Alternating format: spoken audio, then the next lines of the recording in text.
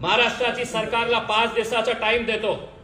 या 5 दिवसामध्ये हे हरामखोरा विरोध अगर आपण कारवाई केली नाही तर महाराष्ट्राच्या इतिहासमध्ये इतका मोठा रॅली घेऊन मी मुंबईला येणार आहे। पूर्ण महाराष्ट्रातून मोठी रॅली घेऊन तुमच्याकडे येणार आहे आणि तुमच्यासाठी मी कॉन्स्टिट्यूशन संविधानाची पुस्तक आणून तुम्हाला भेट करणार आहे। तुमच्या कुणाच्या बापाची जागीर नाही आहे हे महाराष्ट्र राज्य। आमचे पार्टीचे अध्यक्ष बॅरिस्टर असदुद्दीन अवैसी साहेब हे औरंगाबादला येणार आहे आणि त्या दिवसापासून आम्ही आमची इलेक्शनची प्रक्रिया सुरू करणार आहे। जे फॉर्म डिस्ट्रीब्युशन आम्ही थांबवले होते त्या फॉर्म डिस्ट्रीब्युशनची प्रक्रिया आम्ही सुरू करणार आहे आणि त्याची एक प्रक्रिया असणार आहे। सगळ्यांनाच जे कोणाला निवडणूक लढायची आहे त्यांना जे जे अटी शर्ती देण्यात येईल त्याप्रमाणे ते फॉर्म घेऊ शकतात। कोणालाही मी पार्टीचा मोठा नेता खूप मोठा आहे मी कशाला फॉर्म घेऊ तसं काही चालणार नाही। सगळ्यांना त्या प्रक्रियेवरून पास व्हायचं आहे जायचं आहे।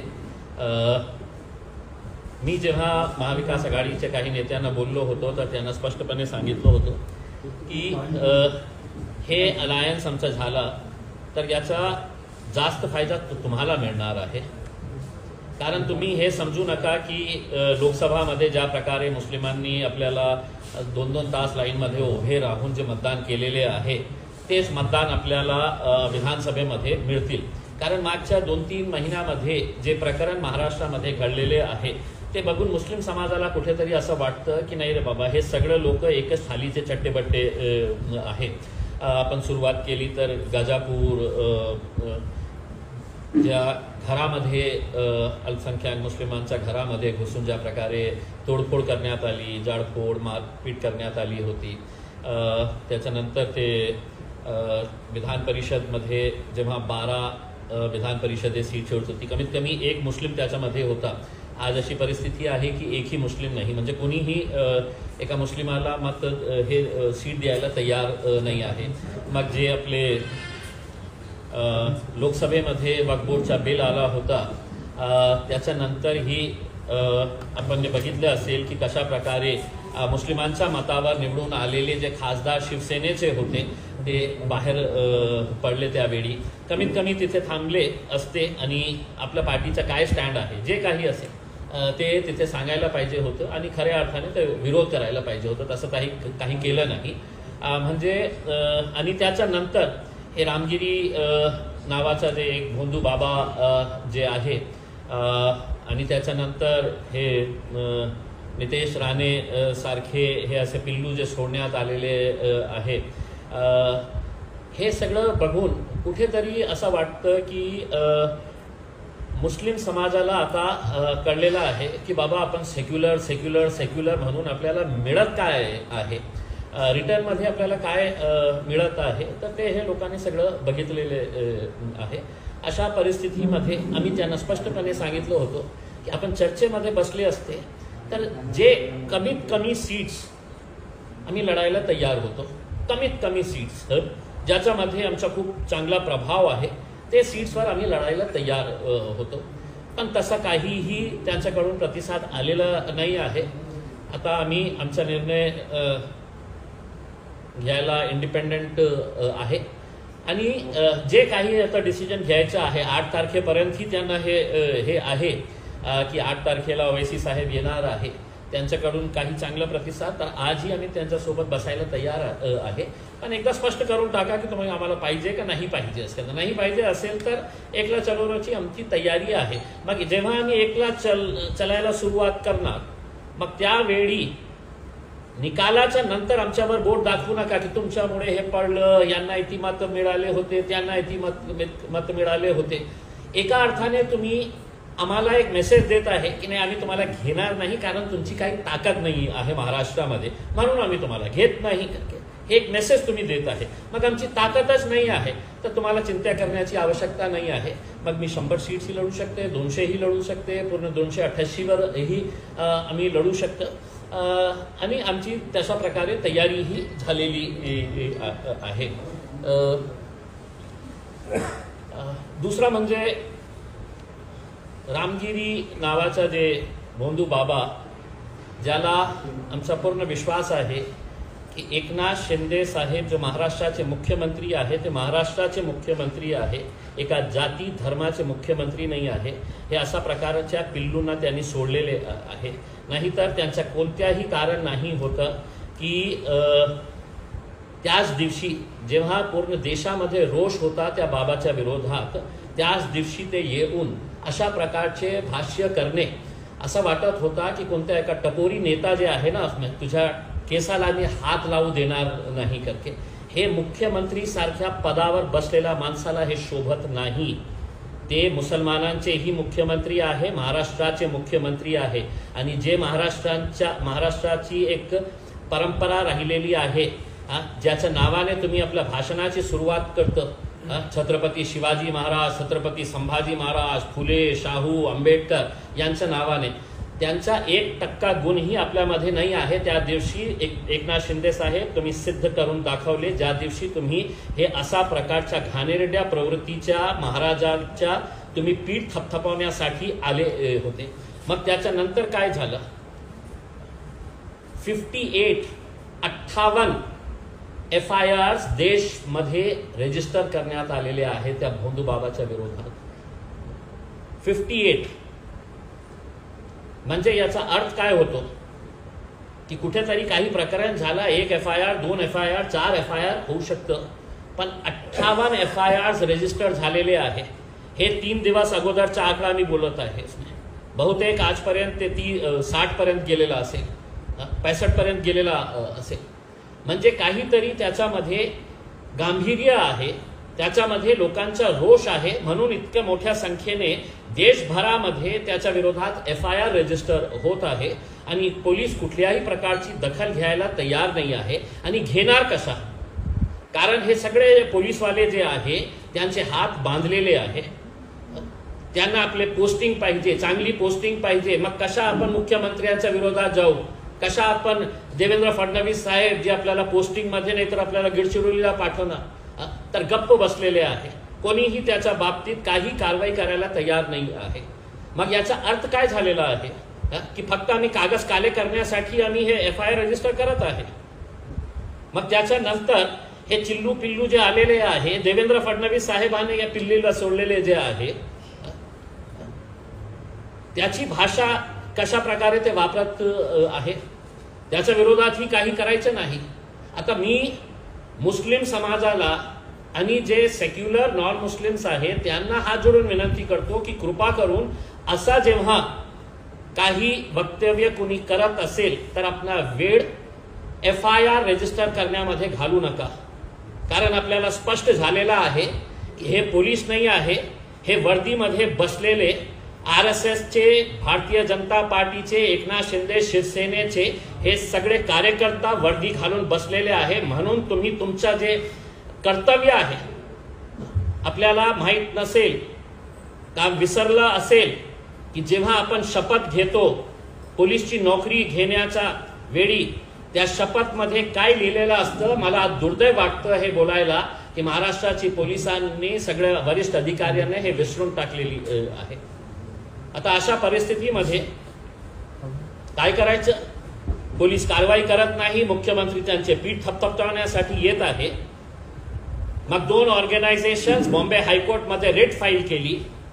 हायकोर्टाला हे समजावून सांगितलं की अनेक ठिकाणी लोक भूक हडताळवर बसलेले आहे, हंगर स्ट्राईकवर बसलेले आहे, वातावरण बिघडण्याची शक्यता आहे. 58 FIRs रजिस्टर झालेले आहे. पोलीस अद्यापही त्यांना काही कारवाई केली नाही, अरेस्ट केले नाही. बॉम्बे हायकोर्टच्या आणि सर्व न्याय प्रणालीचा आम्ही आदर करतो. We respect the judiciary. पण जे जजेसचे ऑब्झर्वेशन आहे त्याच्या बाबतीत त्यांनी काय म्हटलंय की मुंबई पोलिसांनी सायबर क्राईमची मदत घेऊन ते वक्तव्य ज्यांनी केलेले आहे ते वक्तव्य सोशल मीडियावरून काढून टाका. हे ऑर्डर आहे. मग जेव्हा वकिलांनी हे सांगितलं की पोलीस कारवाई करत नाही, तर जजेसचं असं म्हणणं होतं की तुम्ही आमच्यावर दबाव टाकू शकत नाही. नाही, हे दबाव नाही होतं, हे दबाव नाही आहे. जेव्हा पोलीस आपला कर्तव्य बजावण्यामध्ये अपयश ठरतो, मग आम्ही न्याय प्रणालीवर विश्वास ठेवून आपल्याकडे येतो की तुम्ही पोलिसांना आदेश करा की 58 FIR रजिस्टर झाल्यानंतरही हे हरामी माणसाला कशाने अरेस्ट करण्यात आलेले आहे, याच्यावर का कारवाई करण्यात आलेली नाही आहे. म्हणजे काय स्पष्ट झालेलं आहे की मुख्यमंत्री साहेब, महाराष्ट्रामध्ये सत्तामध्ये बसलेले लोक, आज महाराष्ट्राचं चित्र बघा, कुठे ना कुठे त्यांना दंगल घडवायची आहे म्हणून अशा प्रकारच्या प्रवृत्तींना मार्केटमध्ये सोडण्यात आलेला आहे. एक इन्सिडेंट होत नाही तर दुसरा होत नाही तर तिसरा होत नाही तर चौथा. मी तर सगळं जे सेक्युलर माइंडेड लोक आहे, मुस्लिम समाजातले जे तरुण आहे, त्यांना धन्यवाद देतो की आज इतका होऊन सुद्धा, इतका ऐकून सुद्धा, काय देश माझा नाही आहे, हे महाराष्ट्र माझा नाही आहे, फक्त हे मुर्गी चोराचा आहे, हे चिल्लू पिल्लूचा जे आहे, हे सेमडे पोट्टे जे मार्केटमध्ये देवेंद्र फडणवीस साहेबांनी सोडलेले आहे, त्यांना काय वाटतं की आम्ही काही करू शकत नाही. आता ऐका, महाराष्ट्राचे मुख्यमंत्री एकनाथ शिंदे साहेब, देवेंद्र फडणवीस साहेब, अजित पवार साहेब, सत्ता येतं जातं, तुम्हालाही एक दिवस घरी जायचं आहे. तुम्ही काही कारवाई करत नसेल आणि तुम्हालाही वाटत असेल की तुम्ही पोलिसांना आदेश दिलेले आहे की कोणत्याही प्रकारच्या कारवाई आम्ही करू देणार नाही, इसके बाल को भी हम धक्का नहीं लगने देंगे, तर ऐका हो एकनाथ शिंदे साहेब, 5 दिवसाचा टाइम देतो तुम्हाला. महाराष्ट्राची सरकारला 5 दिवसाचा टाइम देतो. या 5 दिवसामध्ये हे हरामखोरा विरोध अगर आपण कारवाई केली नाही तर महाराष्ट्राच्या इतिहासमध्ये इतका मोठा रॅली घेऊन मी मुंबईला येणार आहे. पूर्ण महाराष्ट्रातून मोठी रॅली घेऊन तुमच्याकडे येणार आहे आणि तुमच्यासाठी मी कॉन्स्टिट्यूशन, संविधानाची पुस्तक आणून तुम्हाला भेट करणार आहे. तुमच्या कुणाच्या बापाची जागीर नाही आहे हे महाराष्ट्र राज्य. नियम आहे, कायदे आहे, कानून आहे. कोणीही कुठे राहायचं, काहीही बोलायचं, आम्ही गप्प राहायचं, म्हणजे हेच झालेली आहे. कोणीतरी कुठे उभे राहतो, शिव्या देतो, घाणेरडी प्रकारची भाषा वापरतो. दुसऱ्या दिवशी मुस्लिम समाजाचे नेते जाऊन मेमोरंडम कलेक्टरला, कमिशनरला फोटो घेत युट्यूब वाल्याला बोलवतो. जेव्हा छत्रपती शिवाजी महाराजांचा पुतळा पडला, आम्ही निषेध केला त्याचा. ज्या भ्रष्टाचारामुळे ते पुतळा छत्रपती शिवाजी महाराजांचा पडला, भ्रष्टाचारामुळे कशा महाविकास आघाडीचे सगळे नेते रस्त्यावर आले. मुस्लिम समाजातले मुंबईचे आमदार ते आरिफ नसीम खानला बघून मला असं वाटत होते ते आता रडायला सुरुवात करणार आहे. का रे बाबा, तुम्हाला इतकी लाज नाही वाटली जेव्हा तुमच्या पैगंबर मोहम्मद मुस्तफा सल्लल्लाहु अलैहि वसल्लम यांच्या बाबतीत ते हरामखोरांनी बोललं तर आपल्याला काही वाटलं नाही.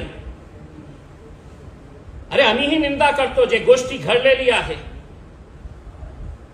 आता तुमच्यामध्ये हिम्मत असेल, जे महाराष्ट्राचे जे मुस्लिम नेते आहे, आपल्याला स्वतःला मुस्लिम म्हणणारे, एक दिवस कुठेतरी मुंबईमध्ये तुमचे जे बाप बसलेले आहे ना, जे शरद पवार साहेब असू द्या, उद्धव ठाकरे साहेब असू द्या, काँग्रेसचे नाना पटोले असू द्या, हे सगळ्यांना घेऊन एक दिवसाचा आंदोलन मुंबईमध्ये करा.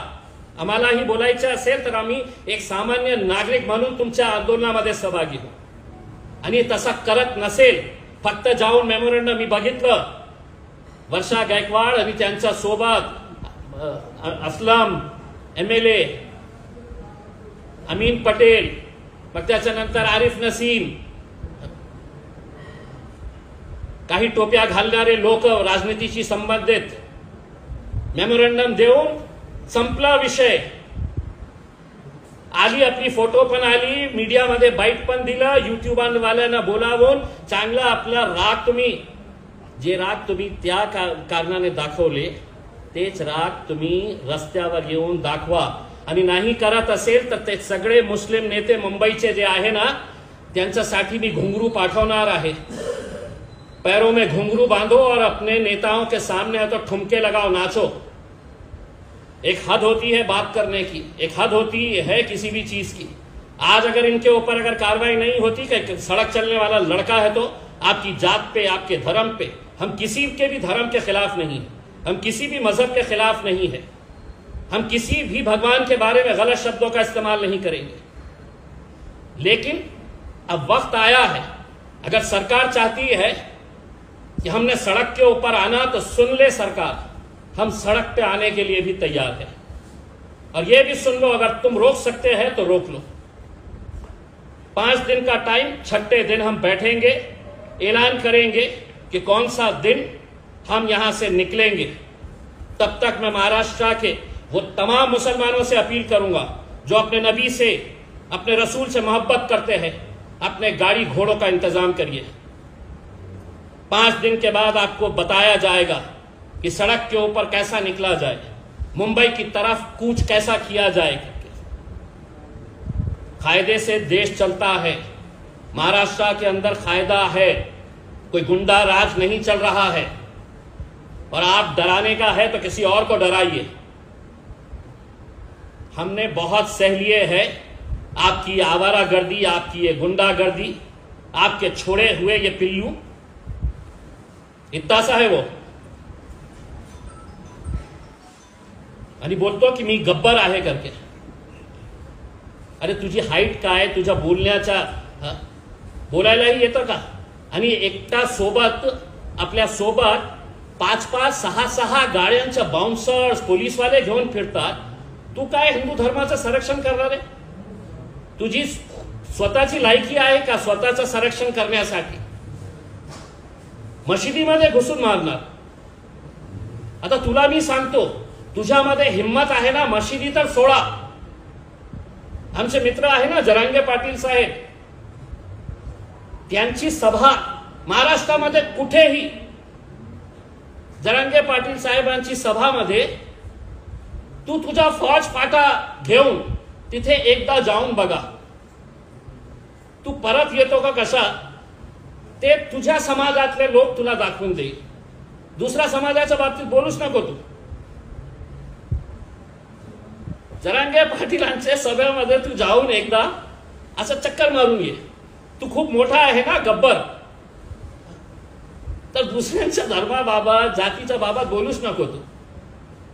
तर अशा परिस्थितीमध्ये आज मी सर्व राजनैतिक पक्षांना हे सांगतो की आज जे मी आवाहन करत आहे, मी एका राजनैतिक पक्षाचा सदस्य म्हणून हे करत नाही. मी तुमच्या धर्माचा आदर करतो, तुम्ही माझ्या धर्माचा आदर करा. आणि आदर करत नसेल तर कमीत कमी याच्या बाबतीत वाईट बोलू नका. मी तुम्हाला सांगत नाही की तुम्ही तुमच्या माझ्या धर्माचा पालन तुम्ही करा. तुम्हाला हे लोकशाही आहे, संविधानाने अधिकार दिलेला आहे कि मला ज्याला पूजायचे आहे, मुझे जिसकी इबादत करना है मैं करूंगा. बोलण्यासारखा माझ्याकडेही खूप आहे. असं समजू नका की आमच्या तोंडात नाही आहे काही बोलण्यासारखं. महाराज, तुम्हाला एक गोष्ट सांगतो, आपली स्वतःची जरा काळजी घ्या. महाराष्ट्र सरकार, त्यांच्या बोलण्यावरूनच तुम्ही हे वक्तव्य केले होते. कुठेही काही झालं नाही, रोष आहे लोकांचा, तक्रार केली. आणि महाराष्ट्र सरकारला विनंती करतो, त्या महाराजाला Z+ सिक्युरिटी द्या. त्याचा जीव वाचवण्याची जबाबदारी महाराष्ट्र सरकारने घ्या. आम्ही काही करणार नाही. महाराज, तुम्हाला आम्ही सांगतो, हे लोक आपली कुर्सी ठेवण्यासाठी कोणत्याही पातळीवर जाऊ शकते, ज्यांच्या बोलण्यावर तुम्ही हे सगळं नाटक केलेले आहे. तुमच्याही जीवाला ते धोखा देऊ शकते. महाराज, आज के बाद रात में जब सोएंगे और कहीं से भी खट की आवाज अगर आई तो हम कहीं पर भी नजर नहीं आएंगे. लेकिन हो सकता है कि महाराष्ट्र की सरकार तुम्हें खत्म करके वो इल्जाम हमारे गले के ऊपर भी डालने के लिए कम नहीं करेगी। इतक्या खालच्या पातळीवर महाराष्ट्राची सरकार गेलेली आहे, म्हणून त्याला Z+ सिक्युरिटी किंवा हायेस्ट सिक्युरिटी जे देता येतील कृपा करून त्यांना द्या।